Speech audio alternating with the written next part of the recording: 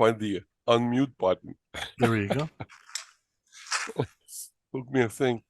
I'm going to be bluntly honest because I haven't been feeling good. My presentation tonight is going to be on the fly because I'm not really prepared. But reading the lesson last week before I got sick, it made me think of some of the battles of the great generals like Napoleon and Caesar and many others.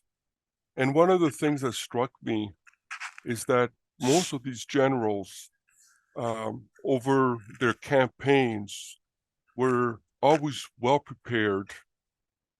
But at the end, most of the time, at the end of their careers, and that is true for Napoleon, he, in my opinion, he became very overconfident, not realizing that things had evolved over the last several decades when he was in campaign. And I'm relating this to trading. And I think there's a big, and the reason I'm saying that is in trading, we can have all the best plans ahead of time, but life is going to, or the market, I should say, is going to throw curveballs at you, and you have to be able to adapt to be able to win.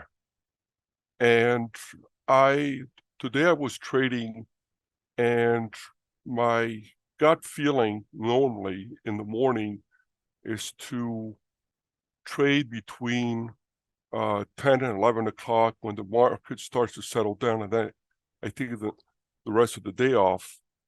But today I decided that I was going to use a new skill, which is patience and a little bit of tactic. And I waited for the right move, which came a little bit after 2, and I was able to get a very good bar number, which kind of surprised me. So the biggest lesson that I've learned out of this whole thing is you always have to be prepared, but at the same time, you have to learn how to adapt as you move on. And I think it's not just true with trading, I think it's true with life in general. Aho.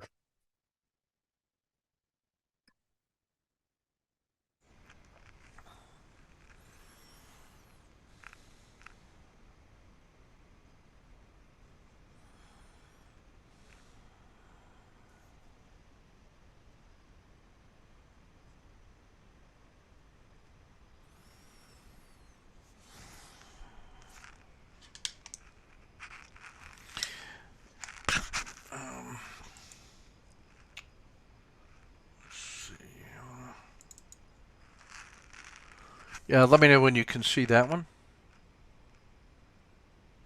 Okay. Yeah, so We're good. these were some of the things that I talked about what we're doing in here at the University of Pittsburgh. So we got a global clientele coming from all over the place, teaching all different kinds of subjects, mostly university professors, a few consultants. But I was talking about the maximizing the sustainable rate of learning. How fast can you learn consistently, continuously, knowing that there are surges and peaks and valleys, but how do you maintain the best average sustainable rate of learning? And to me, what I've learned over the last 3 years doing this is this three-headed monster that I've described inside the standard work, doing routine things routinely, the proficiency box. And that is the individual Fletcher treatment for creativity to raise individual gumption and energy and insight from your own lived experience. Then the second one is the true storytelling methods of collaborative learning in a safe, trusted, truthful collaboration space, so you get the tribal effect. And then the third part is whatever it is that you are trying to specifically learn. Like we're trying to learn to be better traders. But it turns out that these general purpose cognitive and social skills lead to the maximum rate of learning. It just happens that way. And that we can make that part of our standard work and doing routine things, which becomes our culture and our best practices.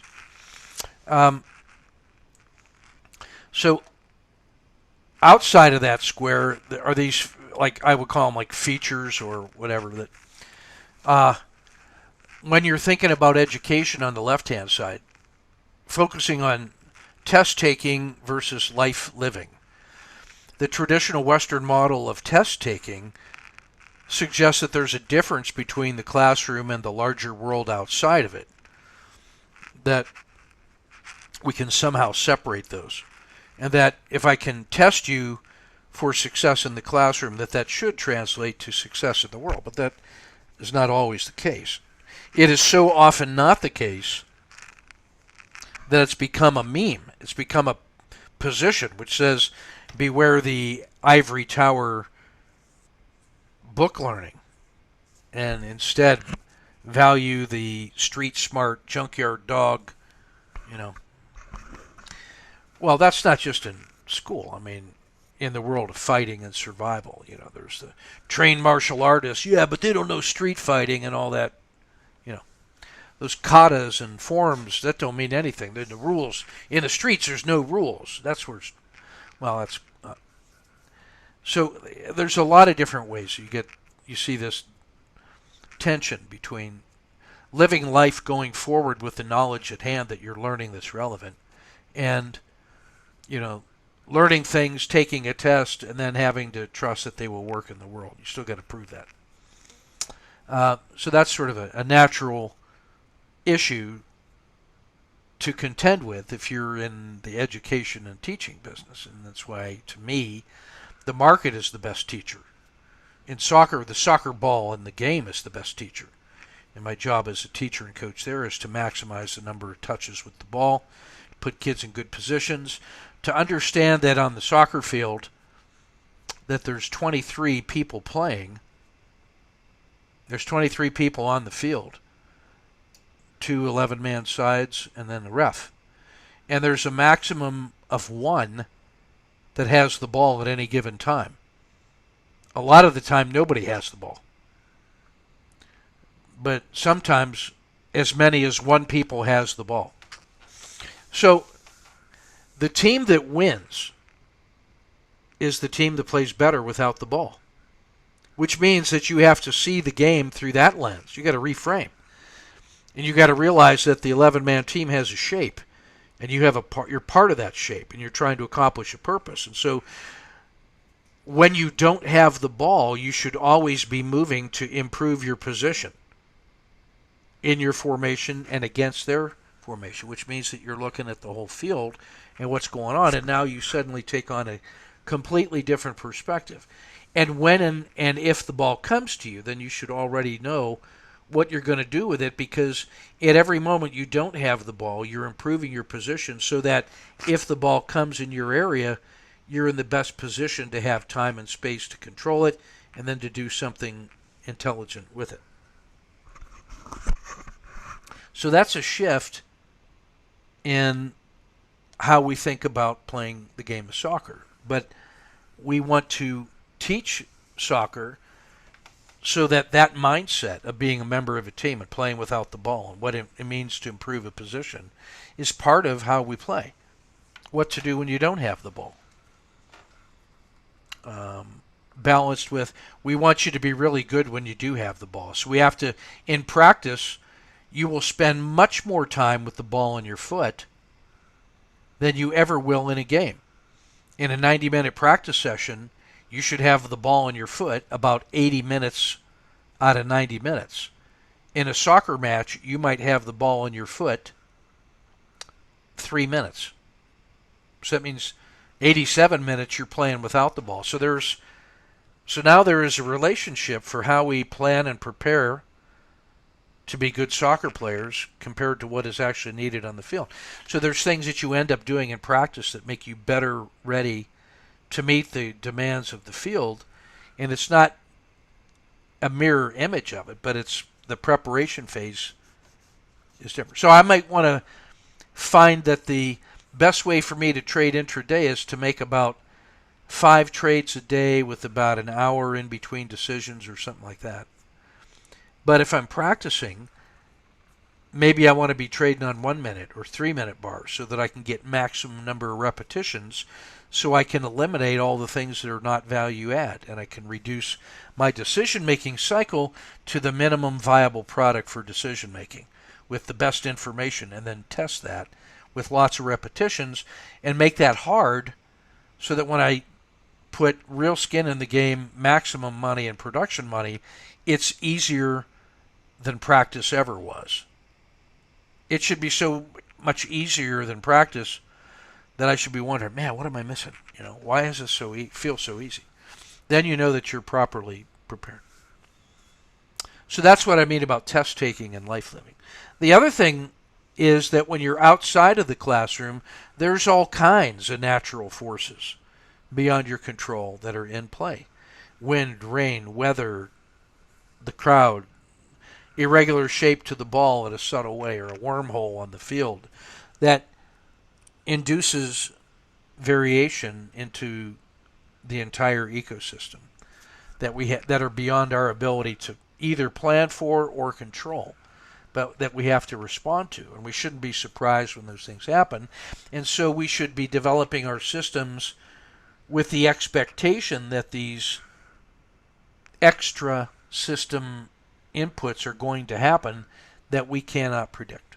We just know that they're going to happen. I just don't know when, from what direction, how strong, and how long it's going to last. But I do know that those things are going to happen. I just don't ask me to be more specific than that. On the right-hand side of that stack, you see some things that are features of true storytelling. Like, how do you know that you're in a true story circle? How do you know that the stories you're telling and listening to are true stories as opposed to the generic run-of-the-mill commercial quality storytelling for organizations for fun and profit? Because there's a ton of those things out there. How to use stories to create an emotional feeling in your proposed client so that he suspends critical thinking and just emotionally buys your product on impulse. And then you use another story to make him feel good about what he just did. Well, there's an ethical element to that. And that's storytelling of a kind. And propaganda is nothing more than national level storytelling, fiction, in order to persuade people to do irrational things to their fellow man. It's all storytelling. So what is it about true storytelling that tells you that you're doing that? How do I know when I'm in a true storytelling circle? Part of it is the truth telling by all the participants is a direct and observable fact, or close enough to a fact that you can judge it. You know already if you're telling the truth as best you can to the level that you feel comfortable in telling the truth about. I mean, that's fair. It's your truth, it's your story. It's you decide how much to reveal, and that's beyond question or judgment by anybody else. Only you get to decide that, and we recognize that. If we've created a safe and truthful space, safe and trusted space, maybe we get more of this. But you get accustomed to telling your best truth as best you can, and often being surprised by what comes out of your mouth because you hadn't planned it exactly that way. And you operate on the belief that the other folks in that room are doing the same thing, and you have reasons to believe that's true because you're beginning to learn to understand what true stories sound like in the world, what the sound of actual unvarnished truth is. And that is one of the features of true storytelling, so that when folks are then telling true stories about what it is that they're learning, you realize there's no other ulterior motive other than to do their best to tell the truth. And deep listening is part of true storytelling. That if there's, like there are tonight, four of us in the circle and one of us is telling a story, that's important.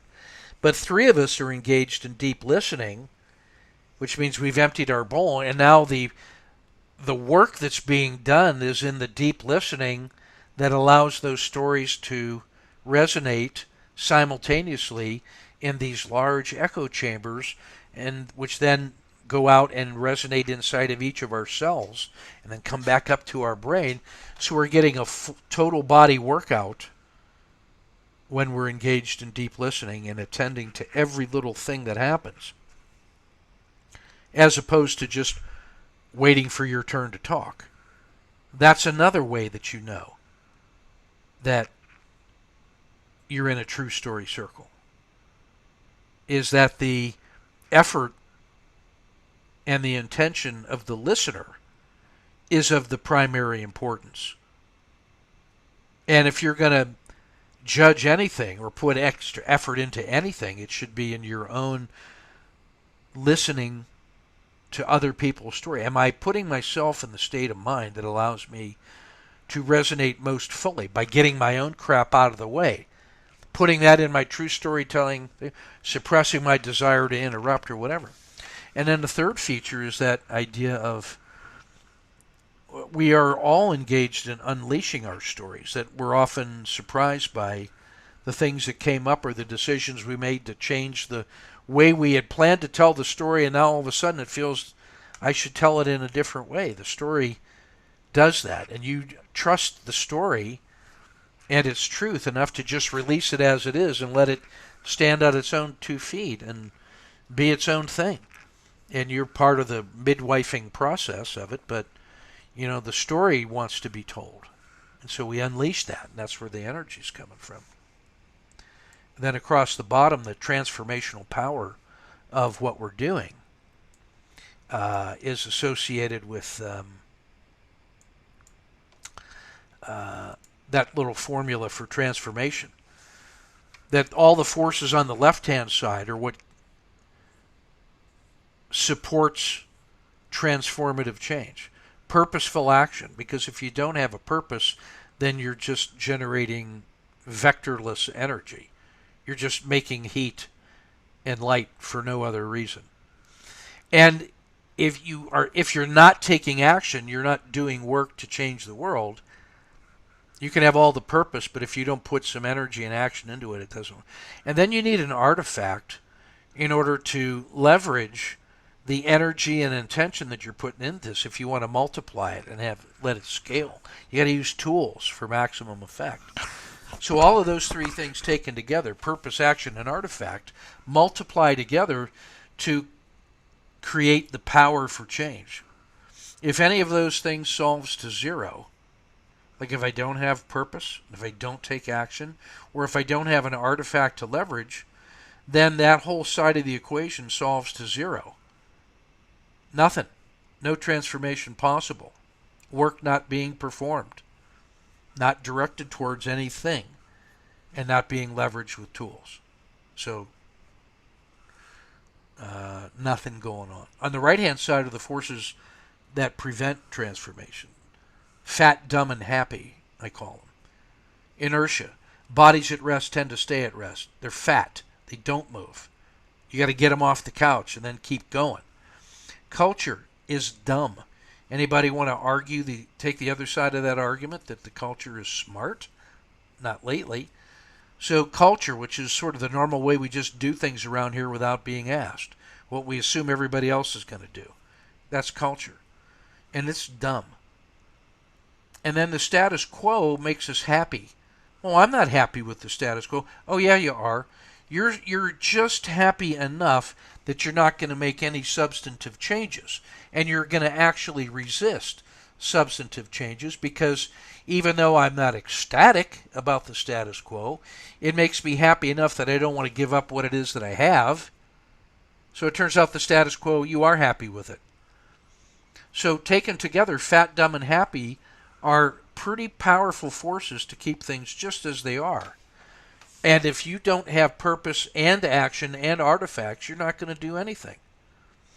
Remember that the status quo today is better than the status quo 1,000 years ago. It just feels bad right now, but we forget how, and we're sort of at the bottom of a low energy state, and it's uphill in every direction. And it feels like any direction you take is better. Why don't we just do that? Oh, because we've come so far just to get to that level, even though we fell back a little bit into the comfort zone, that nobody wants to give up what we have for the risk of moving up to the top of the hill and possibly backsliding and losing all the ground that we gained. So those are the forces that cause us not to change. So this is a tug of war, I guess, between those, unless you reframe it and say, how can I turn the forces that were resisting change into my side of the equation? Well, inertia, not only do bodies at rest tend to stay at rest, but bodies in motion tend to stay in motion. So if I can create a flywheel effect and just get used to acting all the time, even without a fully developed plan, act for the sake of action just to keep the flywheel going. Find ways to put your energy into action with the least objectionable thing that you can do. If you can't think of the best thing that you could do, find something that is at least not the most objectionable thing. Do something. It's always better than nothing at some point. Flywheel effect. Now the culture, if I can change the culture to suddenly start valuing and rewarding people who are taking action and giving a shit and giving a chance, trying things out and supporting each other, I can institute a cultural change that over time, with small nudges, that will change who we are and how we think in our default state. And then I want to change the default. Make that change. Pay attention to the default settings and make the change that gets put into policy, and then we forget about it, and we just go and value things. We value every effort regardless of whether the result was brilliant or not. We're going to acknowledge the effort instead of the result, because if you acknowledge the effort and you get better, the results are going to come. And finally, the status quo is where is our resting? How do we rest and gain energy and prepare for the next move? What is it like in that roundabout circle where we're doing and rewarding things like reflecting, repurposing, replanning, and reorganizing, and re-energizing, and conducting reconnaissance, and all of those things, relating to each other as people, refreshing our energy sources. So we can actually do things to improve the right-hand side of the equation, while at the same time we're taking purposeful action with artifacts towards the objective. The other slide that I spent time on with these guys was the idea of the elephant. That the elephant is that thing that starts when your plan stops. It's the rest of the world. And you can't control it. You can barely describe it. And when it's enraged, watch out. So this idea says that if you want to learn something about the elephant, you could spend 5 years in 6 different locations getting a master's degree and understanding the elephant from that point of view. Because it takes 5 years to get to that master's level of understanding.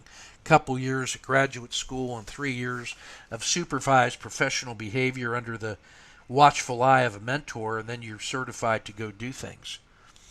So if I wanted to represent the 6 blind men around the elephant and get a master's degree in their point of view, it would take me 30 years to do that.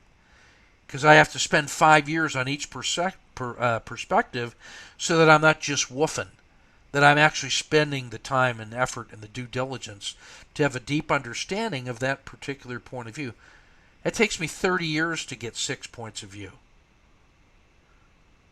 And then longer because I got to then refresh every so often. Or I could recruit a team of collaborative leaders, each from different points of view, expert in their own perspective, and learn to have an operating system and communication strategy that allows us to instantly and continuously act at a level of truth, depth, and understanding and collaboration for our mutual benefit from the get-go in every transaction we do. And that's what happens when you engage in true storytelling as a culture, as a status quo, as a habit, as a best practice. If you started every meeting that you ever attended from now on with a deep and abiding belief based on evidence that everybody in that room was there for the common good and was going to do their best to tell the total truth, and trust in you not to judge them critically so that you could reveal your vulnerabilities and uncertainties, so we can get to the truth about the damn elephant and then talk about them in a way that is sensible.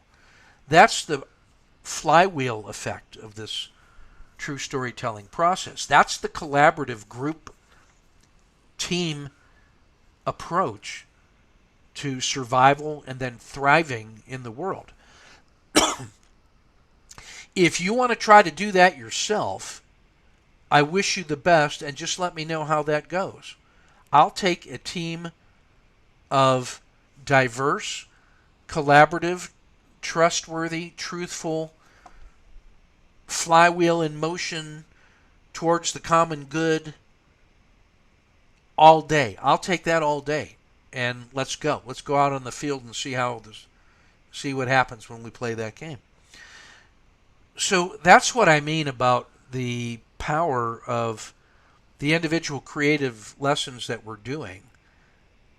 But you combine that with the attitudes, habits, and practices of true storytelling, and you get a whole nother dimension of mutual support, individual and group.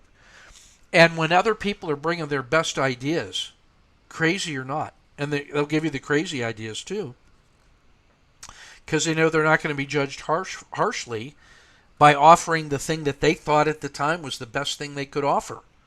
I'm going to respect the courage it takes to do that and to be vulnerable about things that sound silly, crazy, off point.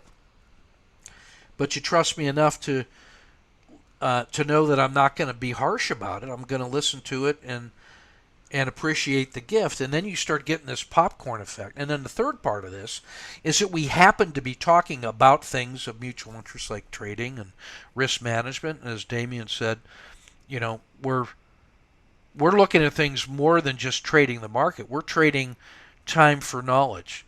We're trading on trust and truth for opportunity and exploration and collaboration. We're trading vulnerability for insight. We're trading courage for results and to affirm our trust in each other. Those are the habits of mind that once you get used to that, that's all you'll ever settle for. And you learn how to model that behavior for others, and it inspires them to eat what you're cooking and do what you're doing, because they get a at the human level a certain vibe that there's something special going on in there. And I can see that just in the way we made our presentations about this stuff in a room full of people in their 50s and 60s and 70s that have engaged in trying to help organizations change for the better, and they were spellbound by the things that we were saying routinely happen. And we've got evidence of what it happens. Your own testimony is evidence to what we're doing. Has some kind of powerful tidal forces at work here. So I'm just really profoundly moved by the work that you guys do and what you bring to the circle, and it inspires me to keep going and do my best and tell other people about this, because I think we're onto something.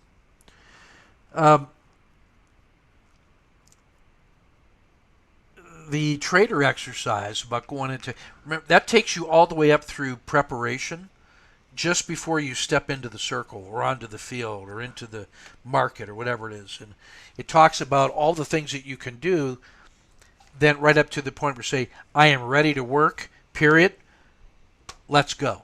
And you are free to fully express those ideas out on the field because you've done everything that you were supposed to do, and you know that. And that all you have to do is your best and leave it on the field and accept the results with grace and respect and support your team, and that you're going to be cared for. And our fans know that. And good fans cheer for their teams when they compete as hard as they can. That's more important than the score, is to be proud of the way our guys compete and the way we prepare. And so who are you trading for? Who's on your side that you're representing with your courage out there and engaged? You're doing that for them. and you want them to be proud of you. And how do they express that to you? And who are those people? And that's a source of strength. That's an edge in the market when you know that at the existential level to be true. Who it is you're trading for and what it is you're trying to achieve in the world. And you align all of that energy for good behind your noble purpose. And you'll have, the angels and the forces of good on your side, whatever that means.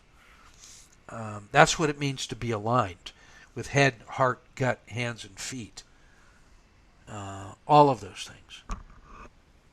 The conceptual knowledge of your head, the identity and purposeful knowledge of your heart, the respect for risk and uncertainty that lives in your gut and should be cherished because of its unique contribution to what's going on.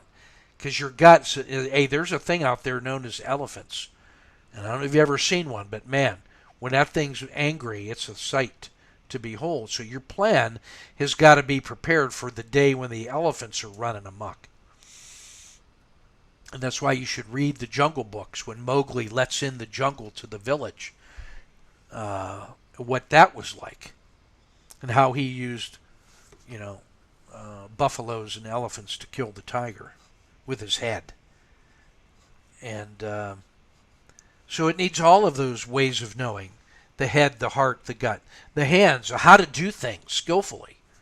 And then the feet, how to do that day after day and night after night, year over year, and just doing whatever it takes, good weather, bad weather, day, night, doesn't matter, doing those professional things that we must do and will do, because not to do them would be unthinkable. And it's the knowledge of how to endure and grind and be resilient. That's just as important as all the other 5 ways of knowing. And it's that whole integration of those things in your personal space, your autonomy inside that circle, where you are the master of your own destiny and what it is. Your intentional living. That's the act of the warrior, is to be fully intentional in how I live every day and what I commit to and how I go about my business and what I'm fighting for and how skillful I am and am I taking care of my equipment and supporting my team and doing the things we got to do to be ready for the challenges ahead. All of those things go into the mental preparation and the grit and the determination to be professional. That's on one side of the ledger. The other side is the hobbyist. That ain't even a fair fight. I'm not looking for a fair fight. I'm looking to win a fight. And I'm going to be professional about it. Ethical, moral, aligned, prepared, committed. All of those things that go into what it means to be in the profession, or professional in nature. And anything that isn't that, I'm just going to do that somewhere else. Go have a hobby where it's appropriate. But when you're working, you work. So those are some of the things we talked about here at University of Pittsburgh about adult education and preparing for the world, and how creativity fits into that as one of the essential elements. Not the only thing, but certainly one of the important ones for transformation.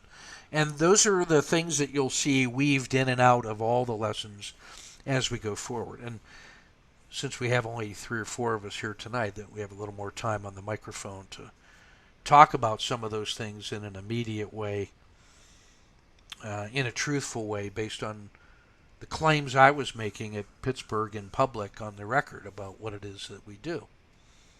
And I'm just describing facts to them. And that's what I told them about here. So that's what the elephant means to me. And on the left-hand side, you see all of the people that this stuff works with. Army officers, traders, business executives that I coach, creative people in different arts and crafts and stuff that I work with, my little soccer players. Everybody that does this has the same response. It just freaking works like magic. And everything inside the little roundabout you see at the bottom are all those R words. And it has a special meaning for us as traders because we understand what R means, respecting the R in a trade. But it also means all of those R words that we're doing when we're in the roundabout of our own choosing. You can stay in that place and do those things as you are doing the planning and prep for the trading. But that's what these stories are doing for us, is ways to refresh and reset and relax and remember and repurpose and all that. So those are my comments for this week and the work that we're doing here, and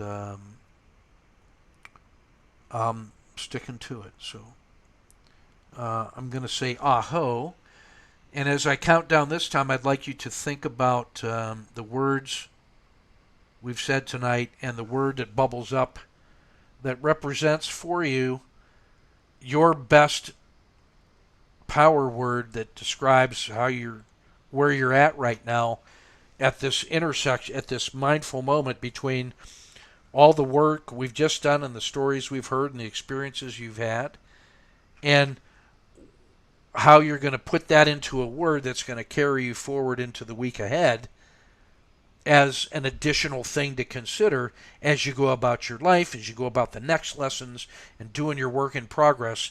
This word that you're going to come up with is the thing that represents all of the energy you're feeling now in your reflections and what you're going to carry forward into that week.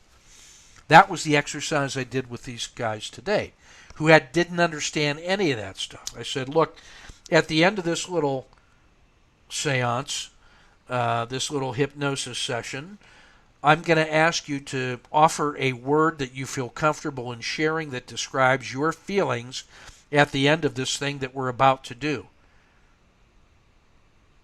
And that's going to be what we carry forward from this as a powerful memory. And then we went through a series of visualizations and other things. We were talking about some of these things.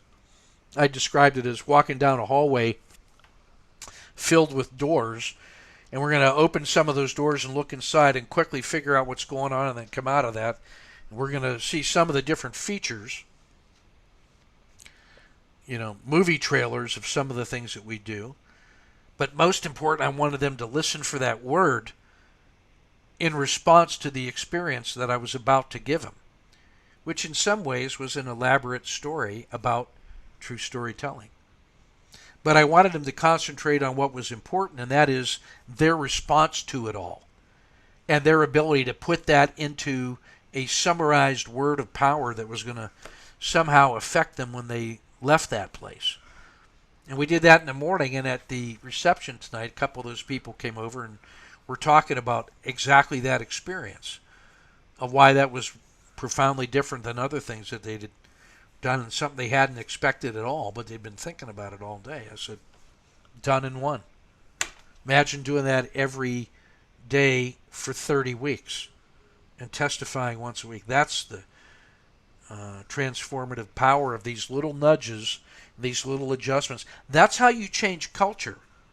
That's how you change your mind, is one little nudge at a time. Locking in one more little thing and not allowing it to backslide. Ratcheting up. So as I count down silently here in a minute, think about the word that bubbles up for you that's going to carry you forward into week 5 of 30 and beyond. So, into the silence for 10 seconds and deep breathing and listening carefully. Aho.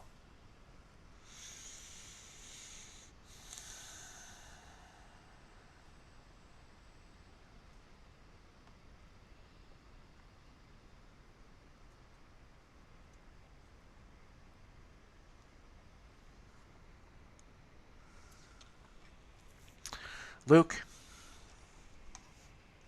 Consistency.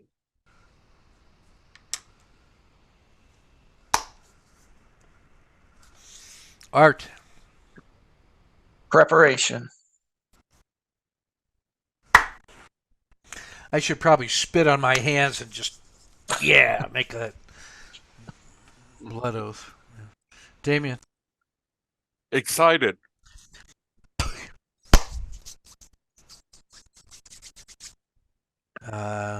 Testify.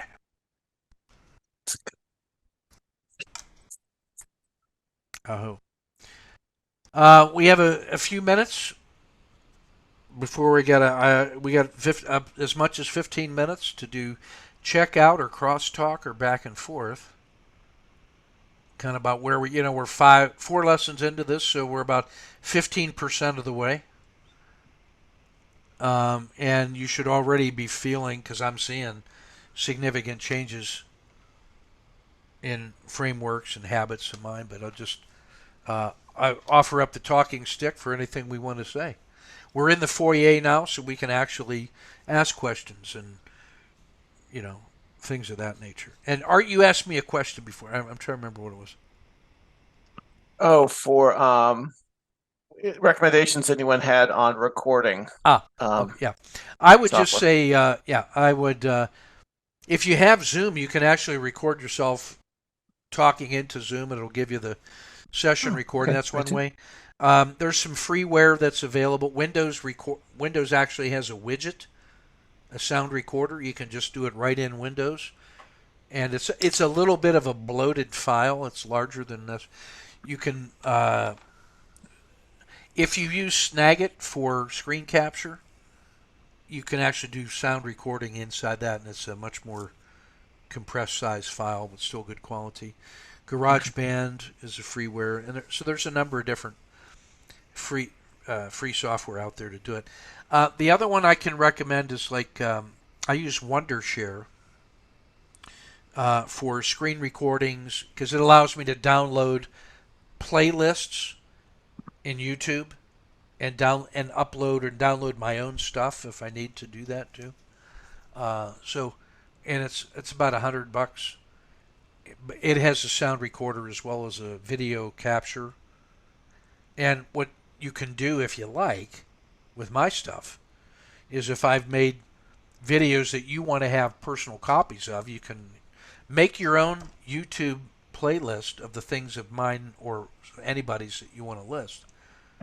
You keep it as a YouTube playlist, but you could also copy those down and then edit them in Wondershare or Camtasia, and then make a concise list. Like if you were Luke Crockford, you might listen to my nightly podcast when I'm coaching you and just to snip that part of the video and make it your own. Like I think you guys ought to consider making extracts of your testimonies of each of these weeks and make that a video journal of your own progress and listen to yourself changing over time, session by session, and how different you sound as a reflective sound mirror and history lesson. There's some merit in that, a lot of merit in that, by the way. Oh, so that's how I'd answer that question. Thank How you. to record yourself. Yeah. Oh.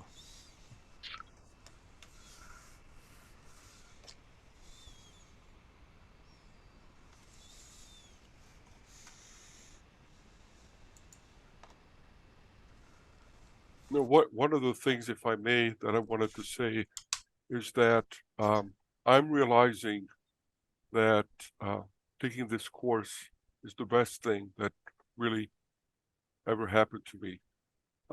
I'm realizing that there are so many things that you can learn, by being in a group of people.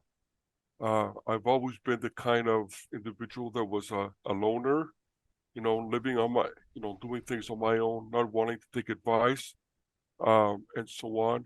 But when I hear the stories of other individuals, whether it's the Sunday or today's session, there's so many people that are like me, that have the same struggles that I have. And by listening to the stories, we can help each other. So I want to thank, Ken for coming up with this course because it's awesome. Thank you.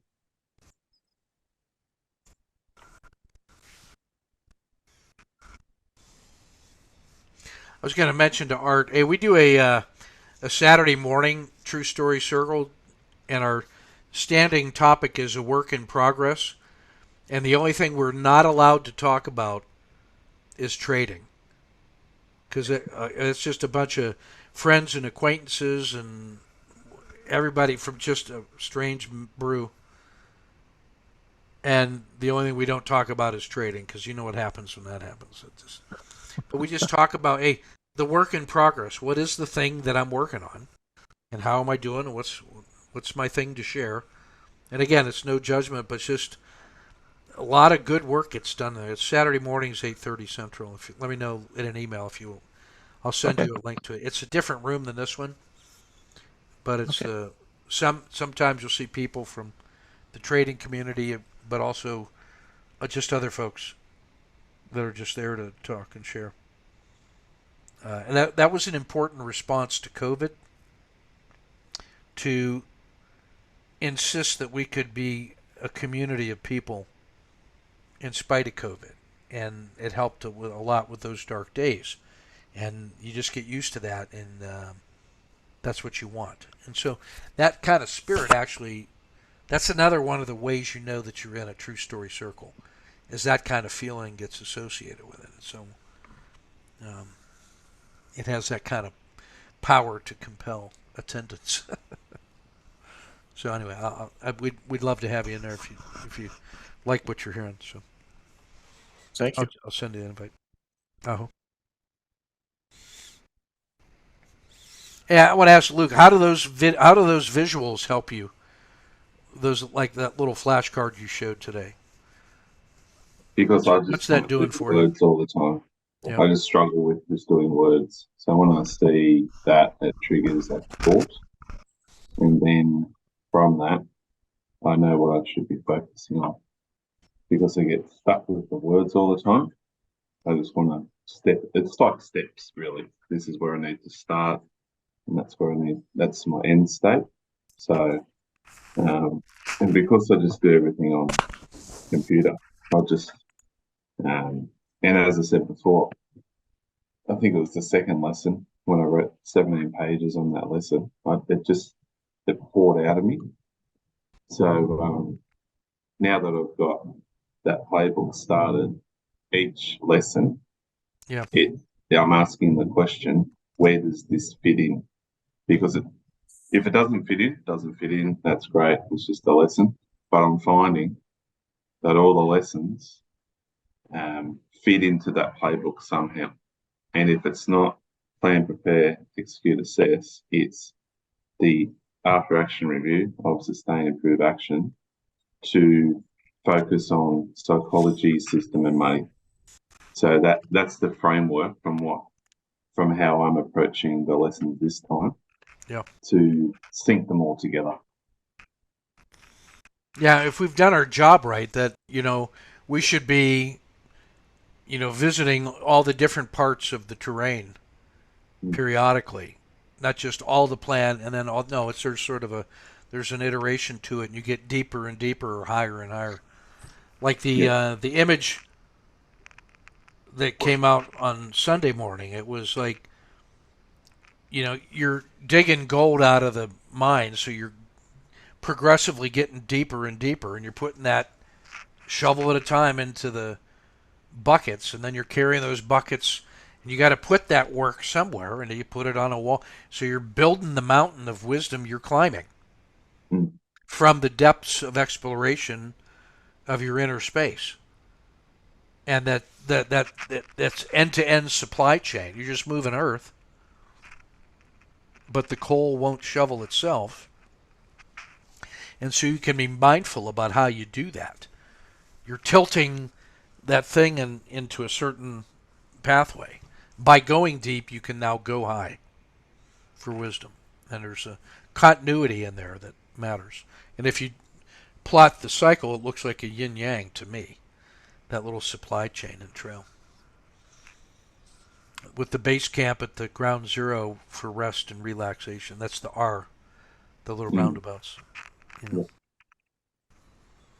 So yeah, that's I think what you're describing, it feels like the integrating into the pieces coming together, finding the way they fit for you and how they're connected. It's not just isolated lessons. Now and sometimes you need that second pass, I think, Yeah. Because you put it together the first time, because I got to put it somewhere.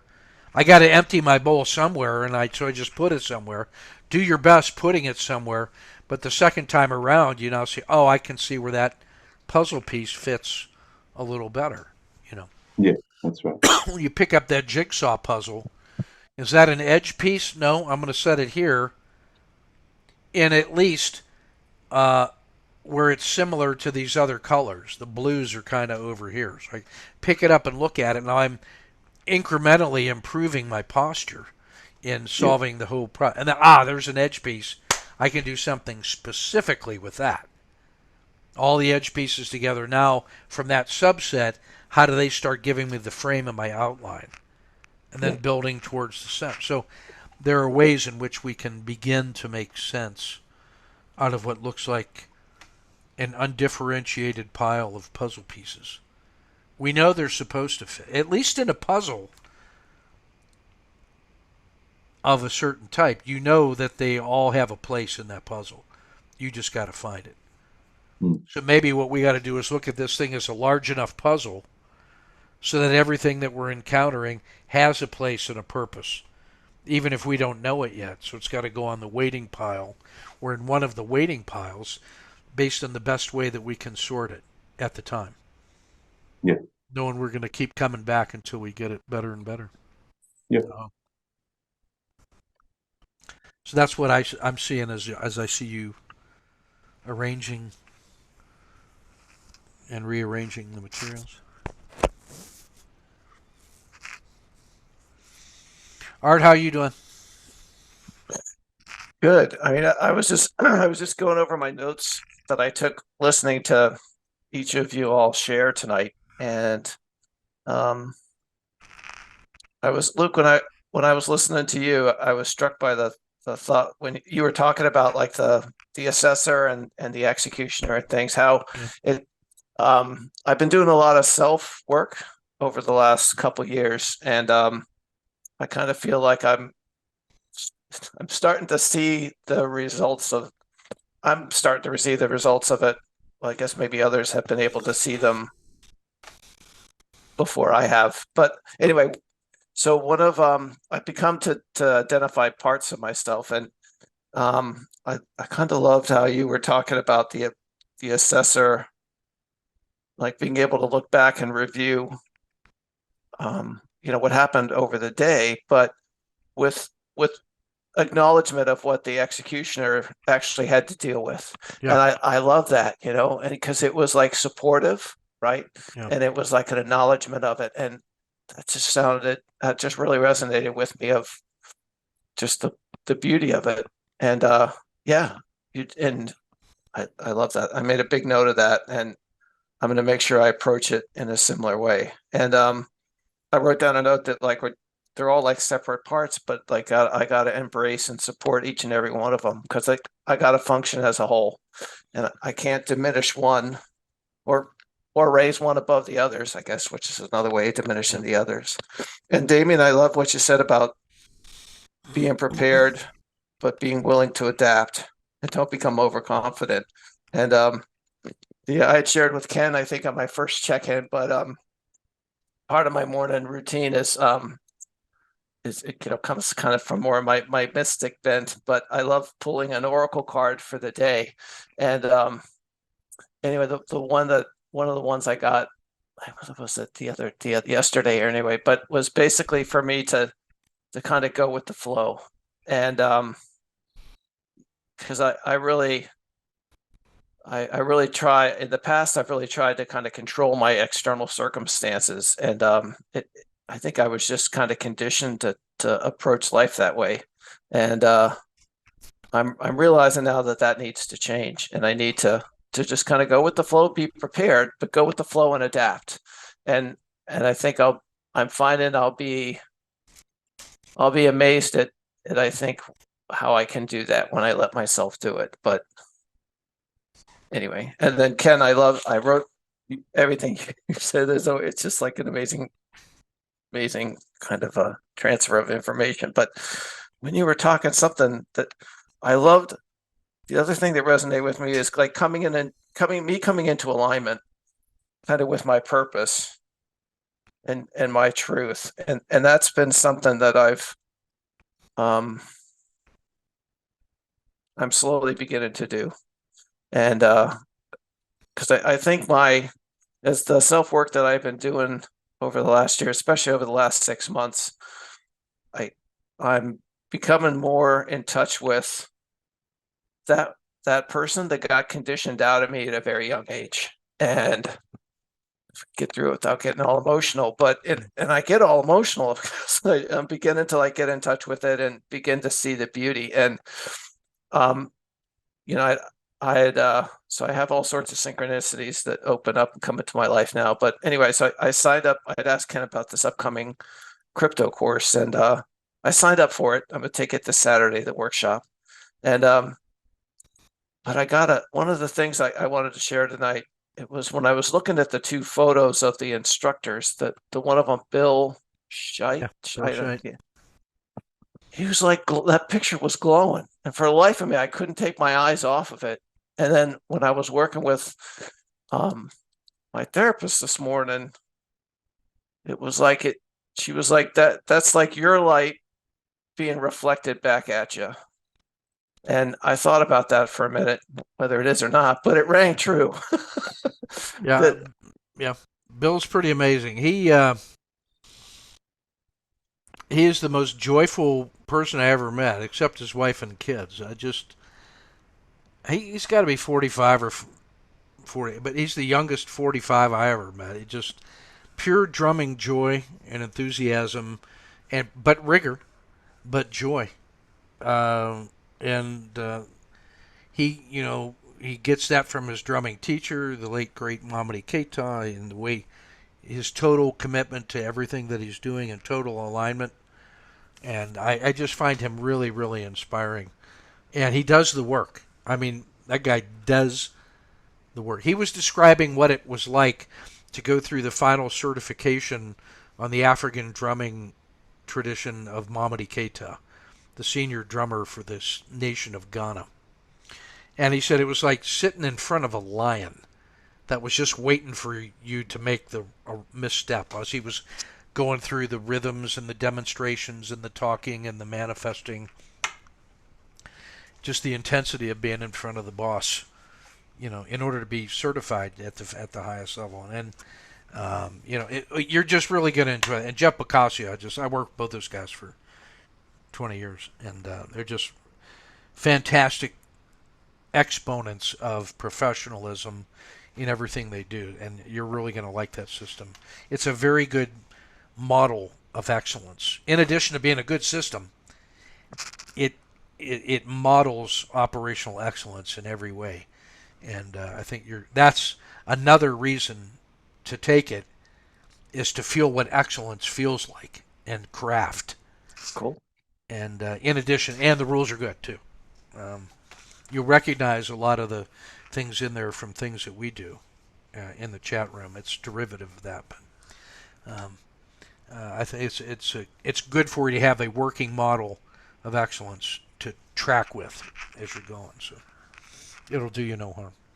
All right, I got us at 8:25. I'm gonna give us a quick checkout here and reset for the nightly podcast, and then get ready for that one here. And my wife just got back from dinner with my brother is out here with his wife, and so they were out having fun while we're in here working hard, shoveling coal.